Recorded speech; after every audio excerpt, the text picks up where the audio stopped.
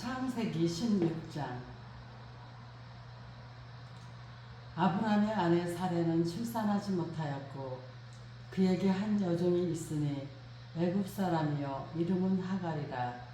사레가 아브라함에게 이르되 여호와께서 내 출산을 허락하지 아니하셨으니 원하건대 내 여종에게 들어가라.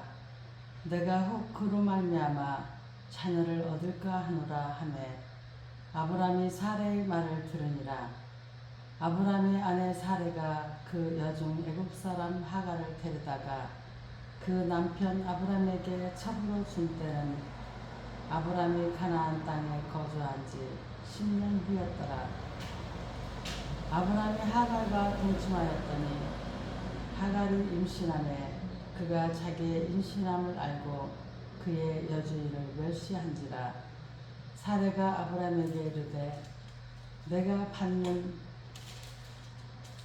모욕은 당신이 받아야 옳도다. 내가 나의 여종을 당신의 품에 두었거늘 그가 자기의 임신함을 알고 나를 멸시하니 당신과 나 사이에 여호와께서 판단하시기를 원하노라. 아브라함이 사라에게 이르되 당신의 여종은 당신의 수중에 있으니 당신의 눈에 좋을 대로 그에게 행하라 하매 사레가 하갈을 학대하였더니 하갈이 사레 앞에서 도망하였더라. 여호와의 사자가 광야의 샘물 곁 곧 술길 샘 곁에서 그를 만나 이르되 사레의 여종 하갈아 내가 어디서 왔으며 어디로 가느냐. 그가 이르되 나는 내 여주인 사레를 피하여 도망하였나이다. 여호와의 사자가 그에게 이르되 내 여주인에게로 돌아가서 그 수하에 복종하라. 여호와의 사자가 또 그에게 이르되 내가 내 씨를 크게 번성하여 그 수가 많아 셀 수 없게 하리라.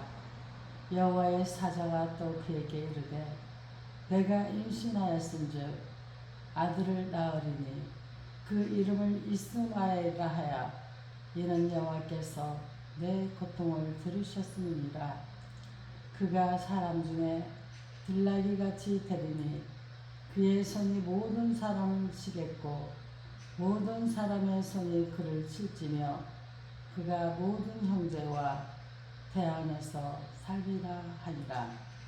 하갈이 자기에게 이르신 여호와의 이름은 나를 살피시는 하나님이라 하였으니 이는 내가 어떻게 여기서 나를 살피시는 하나님을 배웠는고 하니라. 이러므로 그 샘을 부엘라 헤로이라 불렀으며 그것은 가데스와 베레 사이에 있더라. 하갈이 아브라함의 아들을 낳으매 아브라함이 하갈이 낳은 그 아들을 이름하여 이스마엘이라 하였더라. 하갈이 아브라함에게 이스마엘을 낳았을 때 아브라함이 86세였더라.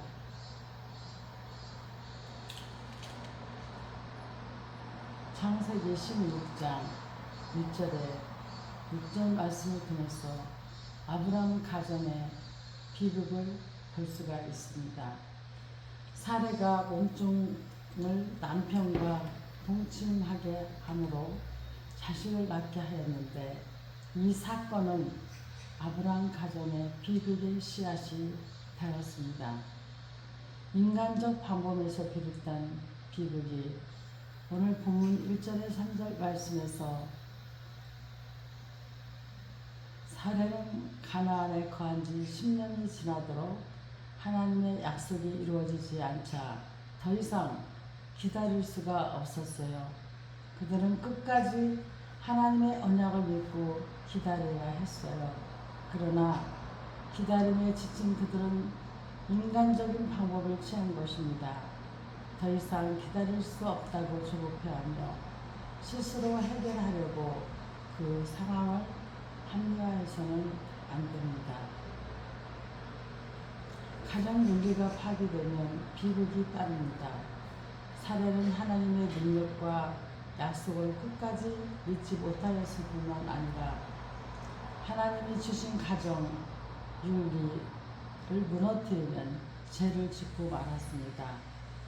물론 살해의 그런 행위는 그 당시의 일반적인 관습이었지만 하나님은 결코 일부 다처제를 인정하거나 허용하신 적이 없다는 것을 알 수 있습니다. 가정은 성결해야 합니다.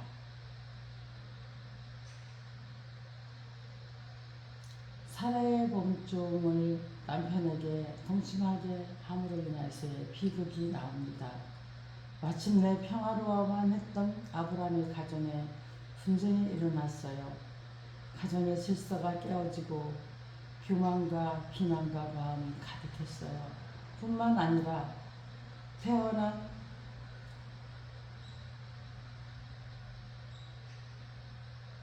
아닌 약속의 자녀가 아닌 육신의 자녀로서 그의 후손들을 성령으로 난 자들을 박해하는 결과를 낳았습니다. 그들이 하나님의 약속보다 이성과 판단을 앞세워 한 일이 그의 가정에 비극을 낳게 된 것이죠. 우리는 하나님의 약속보다 이성적 판단을 앞세워 그릇된 일을 비극을 낳게 하는 어리석음을 우리는 범하지 말아야 하겠습니다. 오늘 또한 문제의 해결책을 창세기 16장 6절에 14절 말씀을 통해서 우리가 바라보게 됩니다.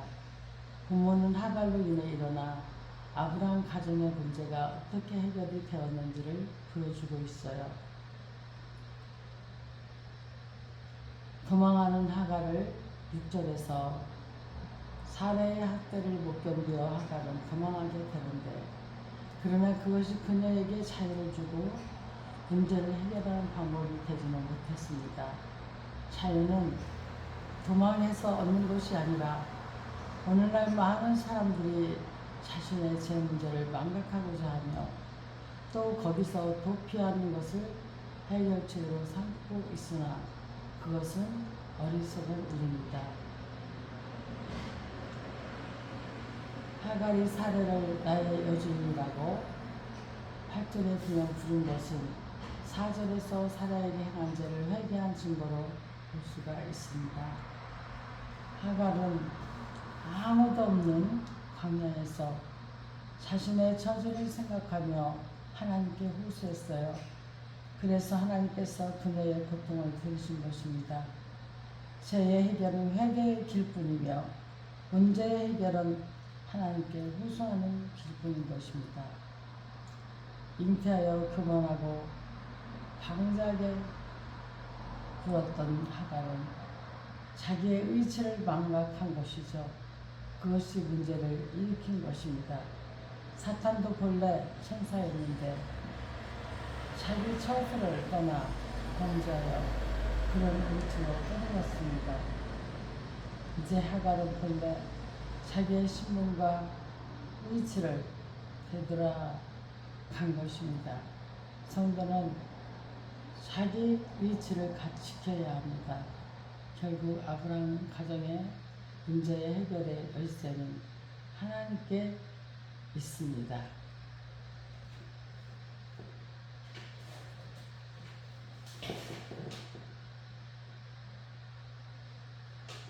창세기 17장.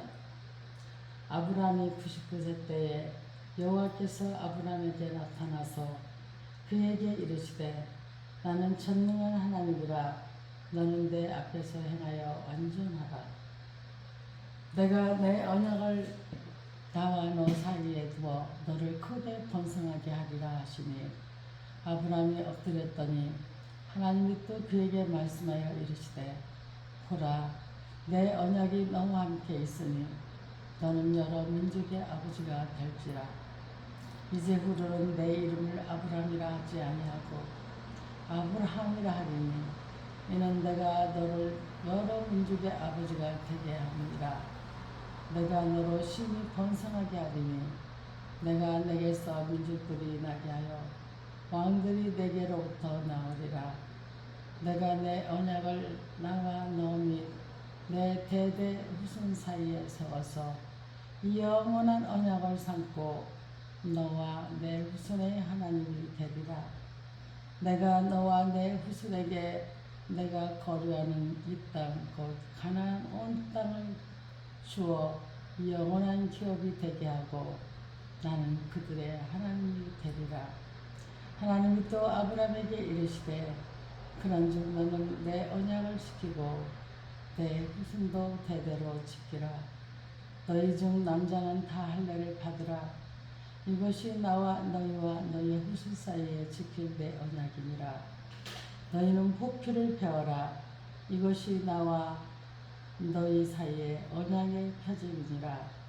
너희의 대대로 모든 남자는 집에서 난 자나 또는 너희 자손이 아니라 이방 사람에게서 돈으로 산 자를 막론하고 난지 8일 만에 할례를 받을 것이라. 너희 집에서 난 자든지 너희의 돈으로 산 자든지 할례를 받아야 하리니 이에 내 언약이 너희 살에 있어 영원한 언약이 되려니와 할례를 받지 아니한 남자 곧 그 포피를 베지 아니한 자는 백성 중에서 끊어지리니 그가 내 언약을 배반하였으니라. 하나님이 또 아브라함에게 이르시되 내 아내 사레는 이름을 사레라 하지 말고 사라라 하라. 내가 그에게 복을 주어 그가 내게 아들을 낳아주게 하며 내가 그에게 복을 주어 그를 여러 민족의 어머니가 되게 하리니 민족의 여러 왕이 그에게서 나리라. 아브라함이 엎드려 웃으며 마음속으로 이르되 100세 된 사람이 어찌 자식을 낳을까? 사라는 90세니 어찌 출산하리요? 하고 아브라함이 이에 하나님께 아뢰되 이스마엘이나 하나님 앞에 살기를 원하나이다. 하나님이 이르시되 아니라 내 아내 사라가 내게 아들을 낳으리니 너는 그 이름을 이삭이라 하라. 내가 그와 내 언약을 세우리니 그의 후손에게 영원한 언약이 되리라. 이스마엘에 대하여는 내가 내 말을 들었나니 내가 그에게 복을 주어 그를 매우 크게 생육하고 번성하게 할지라. 그가 12두령을 낳으리니 내가 그를 큰 나라가 되게 하려니와 내 언약은 내가 내년 이 시기에 사라가 내게 낳을 이삭과 세우리라. 하나님이 아브라함과 말씀을 마치시고 그를 떠나 올라가셨더라. 이에 아브라함이 하나님이 자기에게 말씀하신 대로 이 날에 그 아들 이스마엘과 집에서 태어난 모든 자와 돈으로 산 모든 자 곧 아브라함의 집사람 중 모든 남자를 데려다가 그 포피를 베었으니 아브라함이 그의 포피를 벤 때는 99세였고 그의 아들 이스마엘이 그의 포피를 벤 때는 13세였더라. 그날에 아브라함과 그 아들 이스마엘이 할례를 받았고 그 집의 모든 남자 곧 집에서 태어난 자와 돈으로 이방 사람에게서 사온 자가 다 그와 함께 할례를 받았더라. 아멘.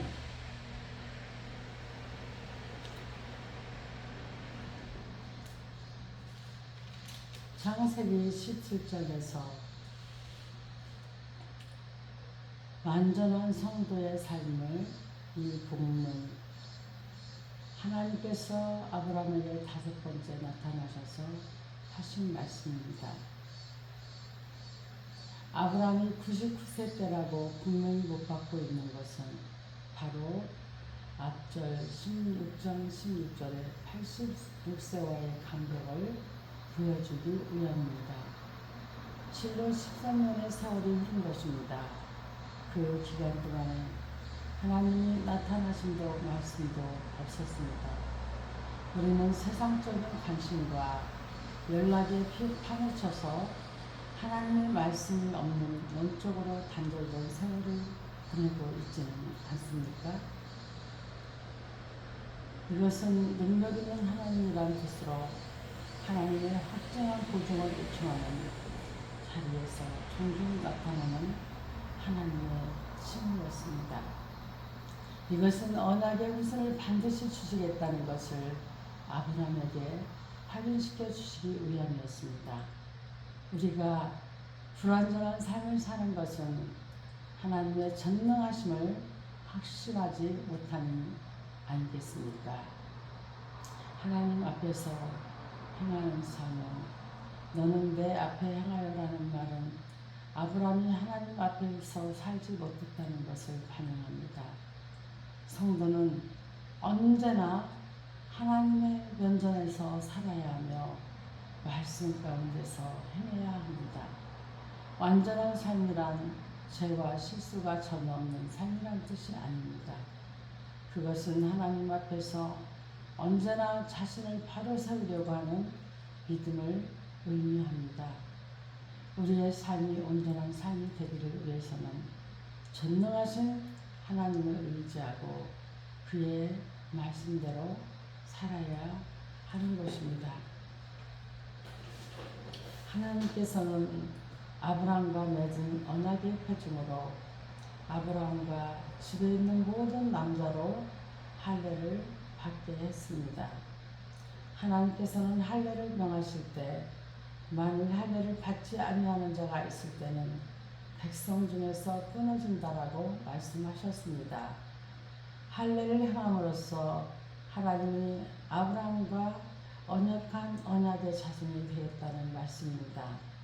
하나님은 아브라함의 자손뿐만 아니라 누구나 할례를 시행함으로 언약의 자손이 될 수 있는 길을 열어 놓으셨습니다.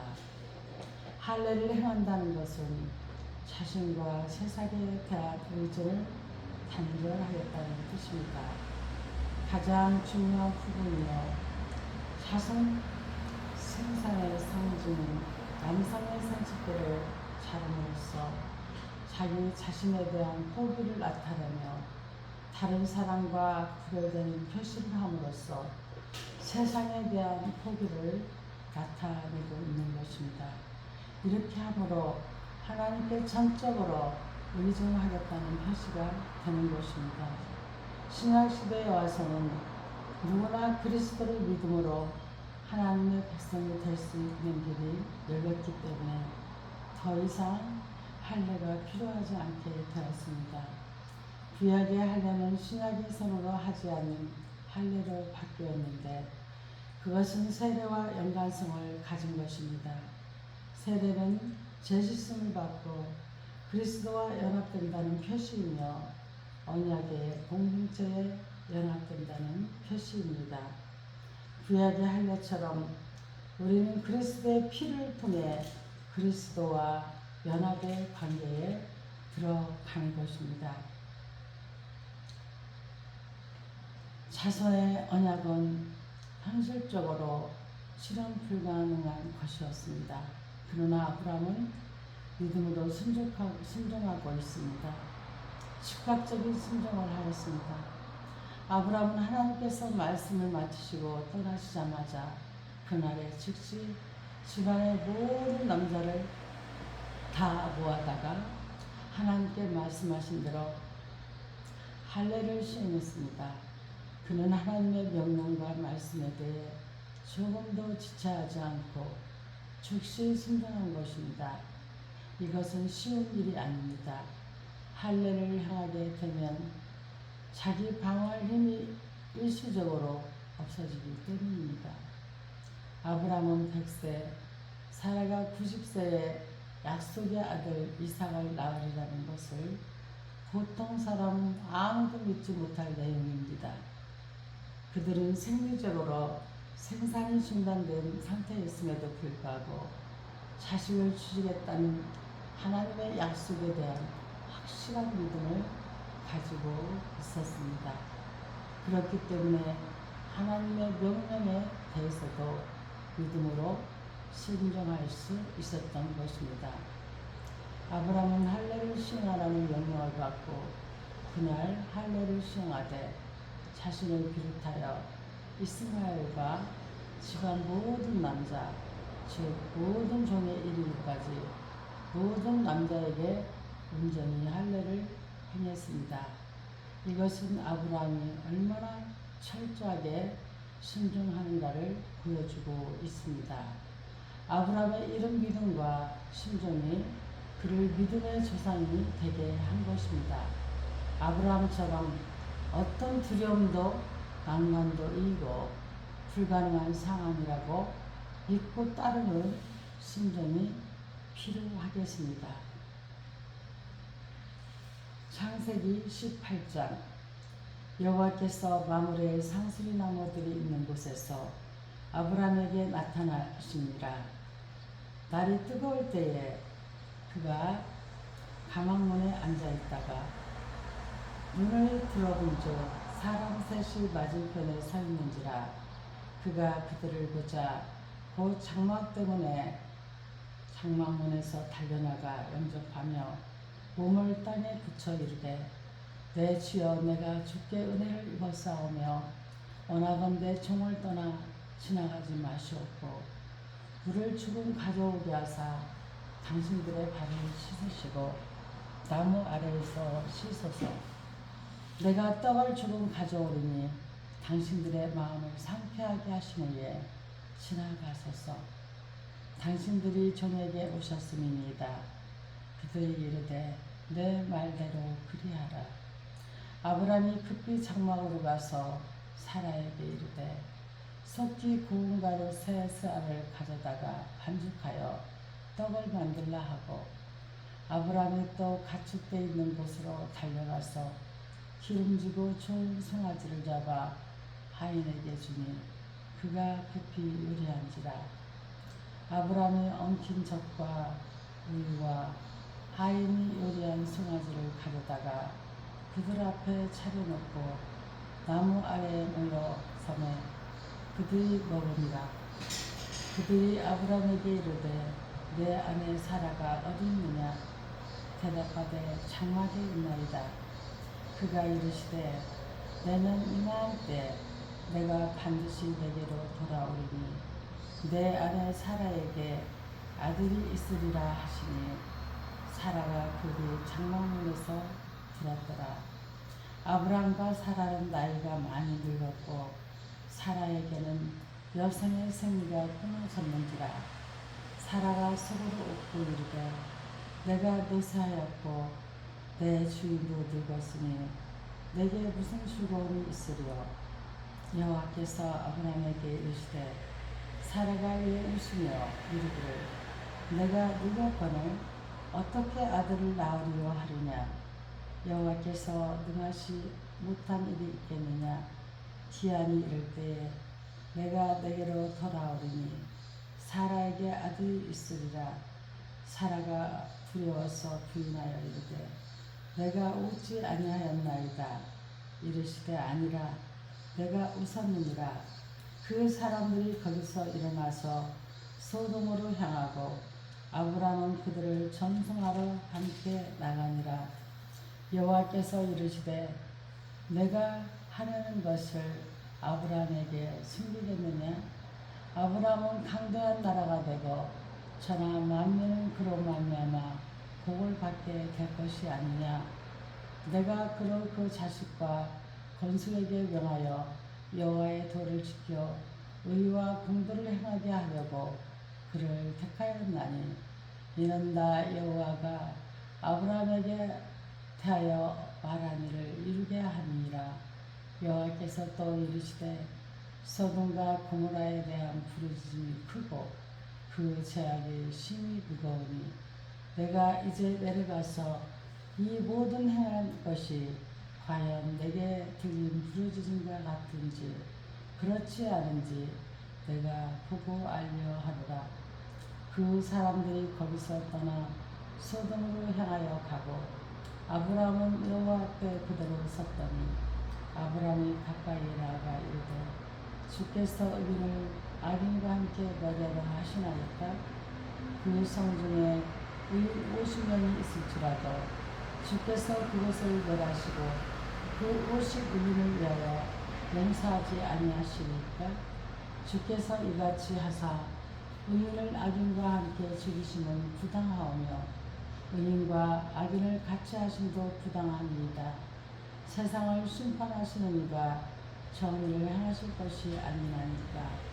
여호와께서 이르시되 내가 만일 썩은 성읍 가운데에서 의인 50명을 찾으면 그들을 위하여 온 지역을 용서하리라. 아브라함이 대답하여 이르되 나는 티끌이나 재와 같사오니 감히 죽게 아니나이다. 50의인 중에 5명이 부족하다면 그 5명이 부족함으로 말미암아 온 성읍을 멸하시리까. 이르시되 내가 거기서 45명을 찾으면 멸하지 아니하시리라. 아브라함이 또 아뢰어 이르되 거기서 40명을 찾으시면 어찌하리 하시나이까. 이르시되 40명으로 말미암아 멸하지 아니하리라. 아브라함이 이르되 내 주여 노하지 마시옵고 말씀하게 하옵소서. 거기서 30명을 찾으시면 어찌하려 하시나이까. 이르시되 내가 거기서 30명을 찾으면 그리하지 아니하리라. 아브라함이 또 이르되 내가 감히 내 주께 아뢰나이다. 거기서 20명을 찾으시면 어찌하려 하시나이까. 이르시되 내가 20명으로 말미암아 그리하지 아니하리라. 아브라함이 또 이르되 주는 노하지 마옵소서. 내가 이것만 더 아뢰리이다. 거기서 10명을 찾으시면 어찌하려 하시나이까. 이르시되 내가 10명으로 말미암아 멸하지 아니하리라. 여호와께서 아브라함과 말씀을 마치시고 가시니 아브라함도 자기 곳으로 돌아갔더라.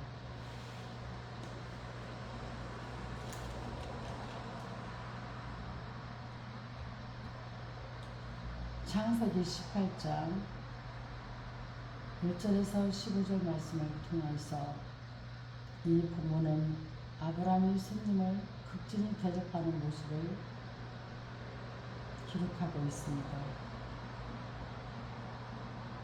아브라함은 기쁨으로 대접하고 있습니다. 나그네를 보자마자 달려나가 영접한 것은 그의 마음이 이웃을 향한 사랑으로 가득 차 있었다는 것을 보여줍니다. 또한 급히 라고 말한 것은 그가 마지못해서 인색한 마음으로 한 것이 아니라 마음의 속으로 나오는 기쁨으로 했다는 것을 표현해주는 말입니다. 성도는 언제나 즐거움으로 베풀어야 합니다. 또한 아브라함은 겸손함으로 대접했습니다. 그는 몸을 땅에 굽혀 나그네를 영접했습니다. 또한 그들을 주라고 부르면서 자신의 종이라고 했습니다. 이게 얼마나 겸손한 섬김의 도리입니까? 우리는 남에게 베풀면서 자신을 나타내고 교만하기가 쉽습니다. 성도에게는 철저한 섬김의 정신이 필요합니다. 바로 그 길이 예수님의 길이셨습니다.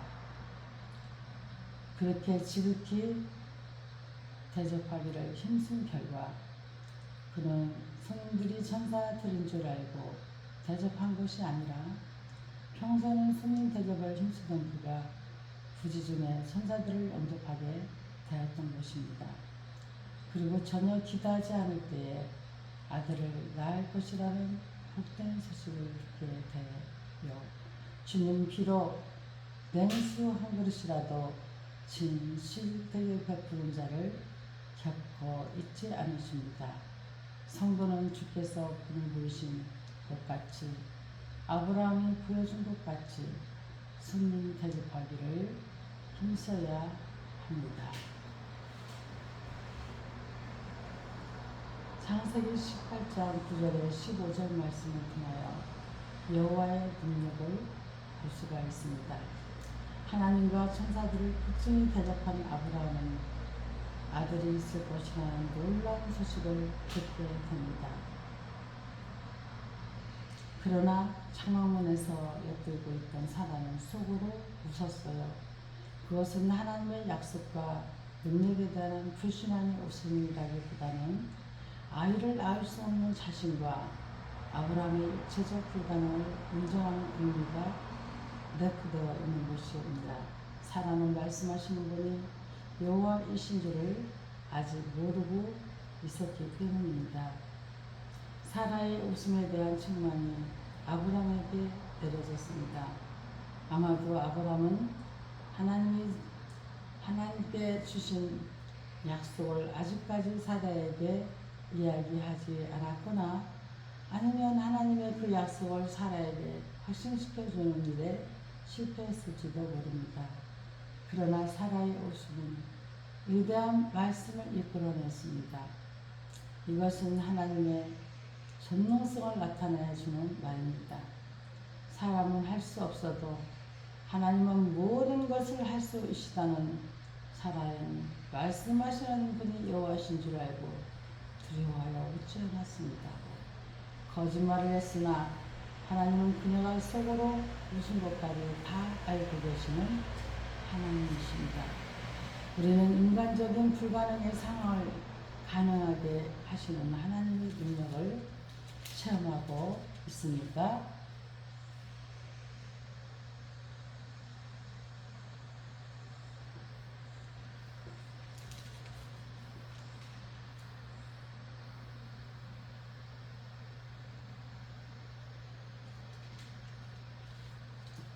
하나님은 소돔과 고모라의 운명에 대해 아브라함에게 계시해 주셨습니다. 하나님은 홍수 심판에 대해 노아에게 말씀하신 것처럼 소돔과 고모라의 운명에 관한 비밀을 아브라함에게 말씀하셨습니다.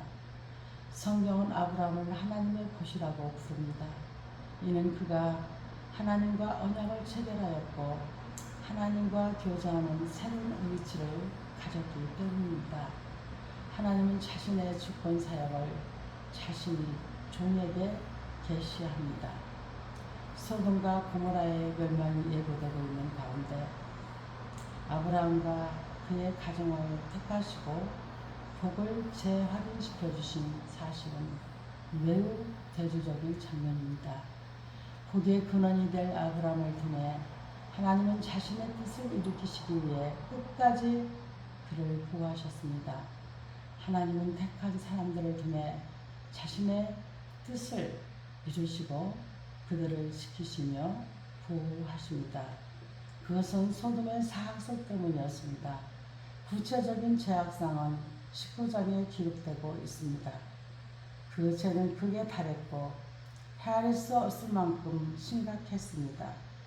그러나 하나님은 서두르시지 않았고 하나님의 전지성이 부인된 구절이 아니라 하나님께서 당장의 징계를 요구하시는 자비를 보여주는 것입니다.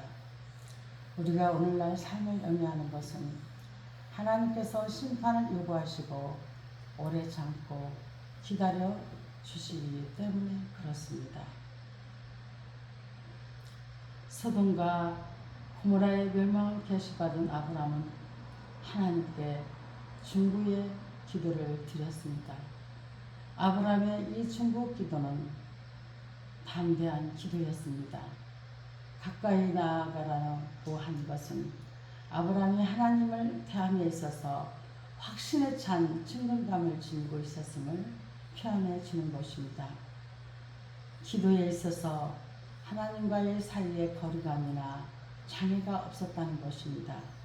이러한 자세는 모든 성도의 기도에서 발견되어져야 할 요소이며 중보 기도에 있어서는 더욱더 그러합니다. 그는 하나님의 공의를 찬양하였으며 자신을 티끌과 같은 존재로 낮추면서 겸손한 기도를 하였습니다. 교만한 마음이 있는 곳에는 기도의 자리가 마련될 수가 없습니다.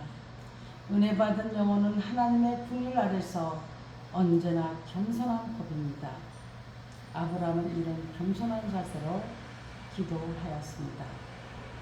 그의 기도는 분명한 목표가 있는 기도였기 때문에 간절함이 있었으며 끝까지 낭망하지 않는 집요함이 있었습니다. 이러한 기대의 모습은 아브라함이 믿음의 자세로서 자신의 뜻이 관철되도록 하나님의 마음을 움직이는데 전력을 다했다는 것을 보여주는 것입니다.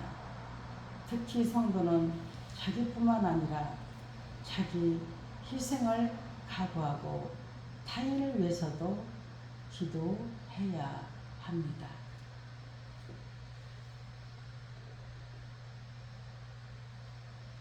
창세기 19장. 저녁 때에 그 두 천사가 소돔에 이르니 마침 롯이 소돔 성문에 앉아 있다가 그들을 보고 일어나 영접하고 땅에 엎드려 절하며 이르되 내 주여 들이켜 종의 집으로 들어와 발을 씻고 주무시고 일찍이 일어나 갈 길을 가소서. 그들이 이르되 아니라 우리가 거리에서 밤을 새우리라. 롯이 간청하며 그제서야 돌이켜 그 집으로 들어오는지라. 롯이 그들을 위하여 식탁을 펴들고 무교병을 부으니 그들이 먹으니라. 그들이 눕기 전에 그 성 사람 그 소돔 백성들이 롯을 막론하고 원근에서 다 모여 그 집을 에워싸고 롯을 부르고 그에게 이르되 오늘 밤에 내게 온 소돔 사람들이 어디 있느냐 이끌어내라. 우리가 그들을 상관하리라. 롯이 문 밖에 우리에게로 나가서 뒤로 문을 닫고 이르되 청하노니 내 형제들아 이런 악을 행하지 말라. 내게 남자를 가까이 하지 아니한 두 딸이 있노라. 청하건대 내가 그들을 너희에게로 이끌어내리니 너희는 좋은 대로 그들에게 행하고 이 사람들은 내 집에 들어왔은즉 이 사람들에게는 아무 일도 저지르지 말라. 그들이 이르되 너는 물러나라. 또 이르되 이 자가 들어와서 거류하면서 우리의 법관이 되려 하는보다 이제 우리가 그들보다 너를 더 헤아리라 하고 롯을 밀치며 가까이 가서 그 문을 부수려고 하는지라. 그 사람들이 손을 내밀어 롯을 집으로 끌어들이고 문을 닫고 문 밖에 무리를 대수를 막론하고 그 눈을 어둡게 하니 그들이 문을 찾느니라고 헤매었더라. 그 사람들이 내게 이르되 이외에 내게 속한 자가 또 있느냐. 내 사위나 자녀나 성중에 내게 속한 자들을 다 성 밖으로 이끌어내라. 그들에 대한 부르짖음이 여호와 앞에 크므로 여호와께서 이것을 멸하시려고 우리를 보내셨나니 우리가 멸하리라. 롯이 나가서 그 딸들과 결혼할 사이들에게 말하여 이르기를 여호와께서 이 성을 멸하실 터이니 너희는 일어나 이곳에서 떠나라 하되 그의 사이들은 농담으로 여겼더라. 동틀 때에 천사가 롯을 재촉하여 이르되 일어나 여기 있는 내 아내와 두 딸을 이끌어내라. 이 성의 죄악 중에 함께 멸망할까 하노라. 그러나 롯이 지체하매 그 사람들이 롯의 손과 그 아내의 손과 두 딸의 손을 잡아 인도하여 성 밖에 두니 여호와께서 그에게 자비를 다하심이었더라. 그 사람들이 그들을 밖으로 이끌어낸 후에 이르되 도망하여 생명을 보존하라. 돌아보거나 들에 머물지 말고 산으로 도망하여 멸망함을 면하라. 롯이 그들에게 이르되 내 주여 그리마옵소서. 주의 종이 주께 은혜를 입었고 주께서 큰 인자를 내게 베푸사 내 생명을 구원하시오나 내가 도망하여 산에까지 갈 수 없나이다. 두렵건대 재앙을 만나 죽을까 하나이다.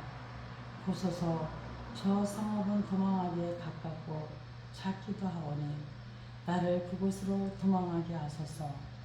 이는 작은 성읍이 아니니까 내 생명이 보존되리이다. 그가 이르되 그에게 이르되 내가 이 일에도 내 소원을 들었은즉 네가 말하는 그 성읍을 벌하지 아니하리니 그리로 속히 도망하라. 내가 거기 이르기까지는 내가 아무 일도 행할 수 없노라 하였더라. 그러므로 그 성읍 이름을 소알이라 불렀더라. 롯이 소알에 들어갈 때에 해가 돋았더라. 여호와께서 하늘 곧 여호와께로부터 유황과 불을 소돔과 고모라에 비같이 내리사 그 성들과 온 들과 성에 거주하는 모든 백성과 땅에 난 것을 다 엎어 멸하셨더라. 롯의 아내는 뒤를 돌아보았으므로 수군 기둥이 되었더라. 아브라함이 그 아침에 일찍 일어나 여호와 앞에 서 있던 곳에 이르러 소돔과 고모라와 그 온 지역을 향하여 눈을 들어 연기가 온깃가마의 연기같이 치솟음을 보았더라. 하나님이 그 지역의 성을 멸하실 때 곧 롯이 거주하는 성을 얻으실 때에 하나님이 아브라함을 생각하사 롯을 그 엎으시는 중에서 내보내셨더라.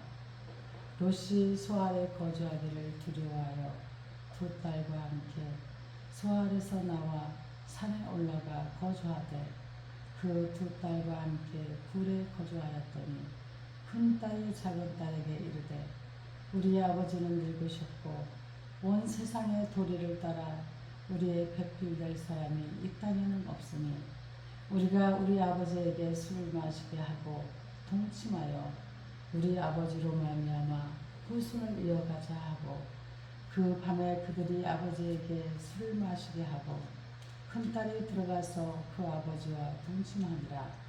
그러나 그 아버지는 그 딸이 눕고 일어나는 것을 깨닫지 못하였더라.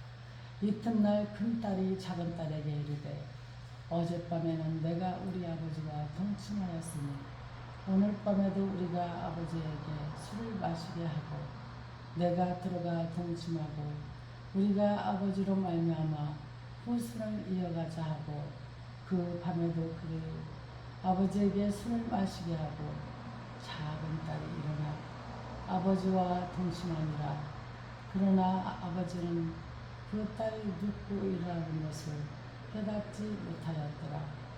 롯의 두 딸이 아버지로 말미암아 임신하고 큰 딸은 아들을 낳아 이름을 모압이라 하였으니 오늘날 모압의 조상이요 작은 딸도 아들을 낳아 이름을 베암이라 하였으니 오늘날 암몬 자손의 조상이었더라. 아멘. 창세기 19장 말씀을 통해서 우리는 롯이 주는 교훈을 볼 수가 있습니다. 롯이 부지 불식 가운데 방문한 손님들을 대접하는 모습과 사건들을 통해 우리는 몇 가지 교훈을 얻을 수가 있습니다. 롯은 두 천사가 소돔에 이르렀을 때 그들을 맞아 집에 들이고 예의를 다해서 그들을 섬겼습니다. 이것은 롯의 경건성을 드러내는 모습이었습니다. 롯은 제약의 도시에서 장기간 살았지만 그들을 따라 악한 죄를 행하려 하지 않았으며 오히려 그들의 죄를 책망하고 죄에서 떠날 것을 권고하기도 했습니다. 롯이 거하는 소돔은 죄가 가득한 곳이었어요.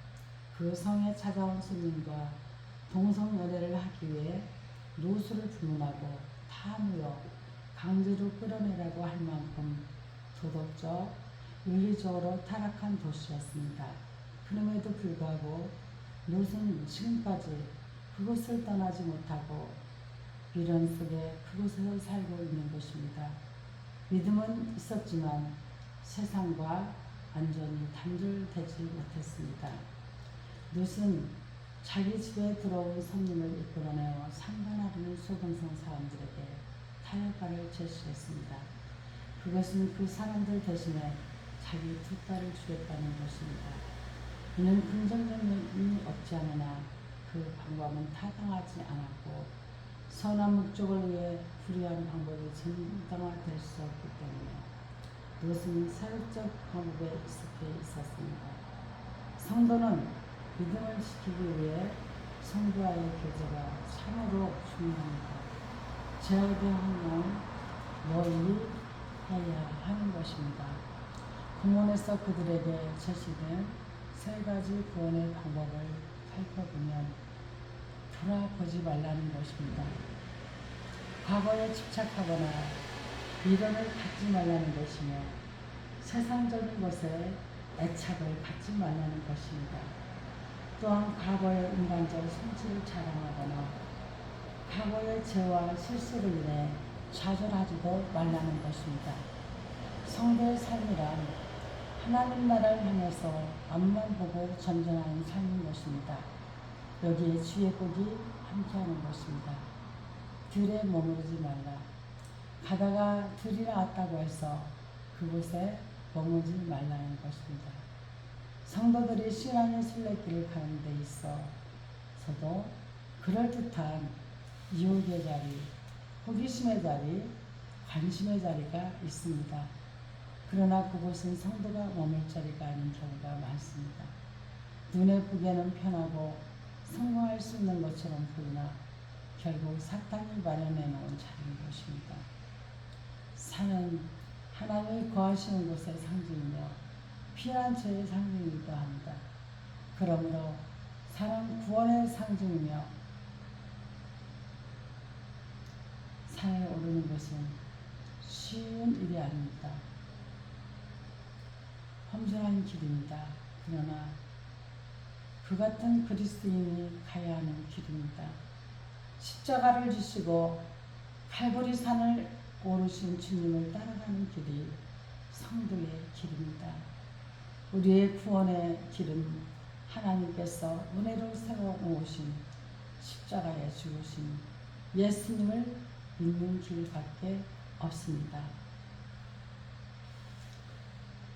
예수님께서도 노새철을 기억하라고 하시면서 말세를 사는 성도를 향해 경고하셨습니다.